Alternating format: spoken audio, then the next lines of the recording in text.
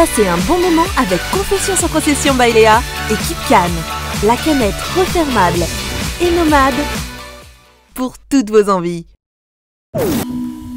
Bonjour. Bonjour. Bonjour docteur, enchantée Léa.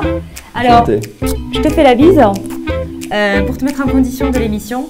Je pratique le tutoiement, ça te pose pas de problème? Bien sûr. Pour un médecin, voilà, donc moi je plaisir, te mets en condition. Alors je t'en prie, assieds-toi. Bienvenue dans Confession sans concession by Léa et je suis très heureuse de te recevoir.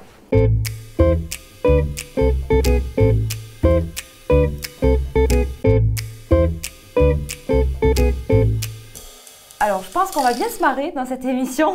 Et cette émission s'adresse à vous, messieurs. Il est aujourd'hui possible de gagner quelques centimètres et vous allez avoir toutes les réponses dans un instant.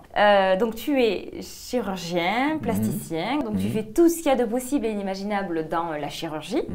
Mais tu t'es spécialisé pour la pénoplastie. Donc, en deux mots, parce que j'ai beaucoup de questions pour toi, en deux mots, explique-moi et explique-nous ce qu'est la pénoplastie.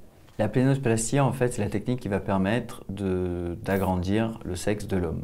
Et de l'élargir aussi. De l'épaissir essentiellement et éventuellement de l'allonger. Alors, il existe deux méthodes, par la graisse corporelle naturelle du corps et par l'acide hyaluronique. Quelle est la différence?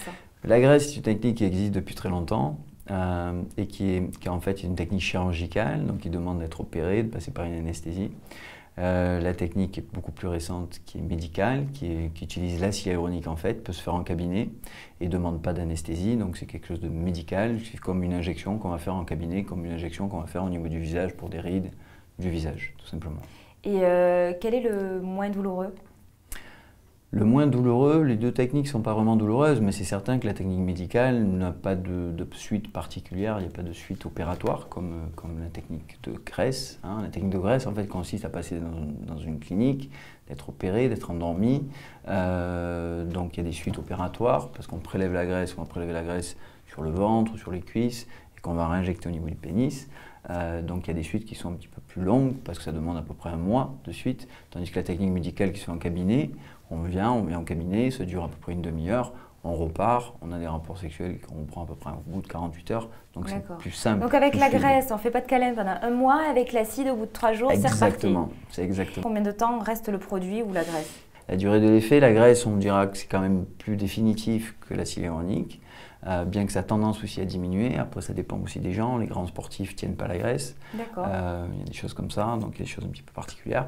Et puis l'acide hyaluronique, de façon classique, moi ce que je dis à mes patients, c'est qu'après, ils vont à peu près perdre 20 à 30% au bout d'un an et demi. Donc il en reste 70 à 80% un an et demi après.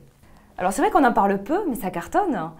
Beaucoup de médecins se sont spécialisés dans la pénoplastie, parce que ça doit pas mal rapporter, vu les tarifs, c'est pas étonnant.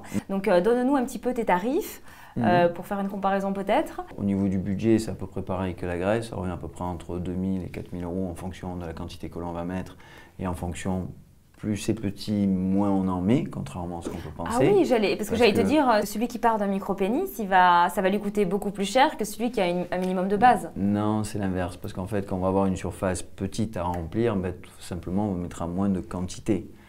Si on a une petite surface, on mettra moins de quantité que si on va avoir une grosse surface où on mettra plus de produits. J'aime bien l'exemple du doigt, petite surface, grain de doigt, j'adore, c'est marrant. Donc on mettra moins de quantité de produits en acide hyaluronique. Justement, parce que si le garçon vient vous voir, parce que si on a une surface qui va être petite, automatiquement on va plus facilement remplir. Voilà, il n'y a pas la place. Exactement. Ah, il n'y a pas la place. On va pas remplacer un micro-pénis, il faut quand même voir les choses en face. On ne va pas remplacer un micro-pénis par un Rocco Siffredi, c'est certain. Voilà, ah oui, non, il faut se calmer. Ah oui, tout à fait. Non, mais on ne peut pas. Donc si mes calculs sont bons, ça fait à peu près 300 € la seringue? 300 € à la seringue, c'est ce que l'on utilise à peu près pour le visage essentiellement. En général, on met à peu près 10 à 20 seringues pour avoir un résultat satisfaisant. Non, ça ne revient pas le même prix. Donc 10 petites piqûres, pic. Le mec, il a l'impression qu'il se fait tatouer, quoi. Ça fait pas mal du tout. Non, c'est vrai. Non. En fait, on utilise soit une crème anesthésiante, donc ça c'est une simple crème, c'est tout. Une crème, ça anesthésie l'ensemble. Ah, c'est pas mal. Des fois, on fait une toute petite point, mais non, vraiment, ça fait pas mal du tout.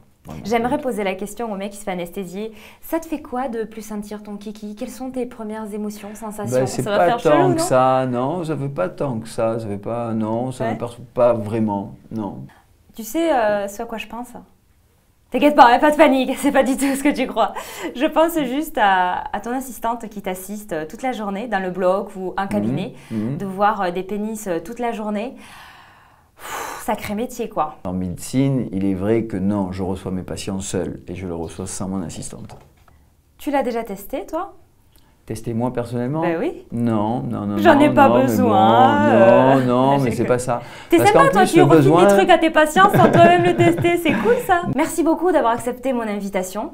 J'espère que vous avez appris beaucoup de choses. Vous allez peut-être passer à l'acte, mais n'oubliez pas, comme on dit, ce n'est pas la taille qui compte. Et quant à moi, je vous retrouve très prochainement dans notre confession. Salut!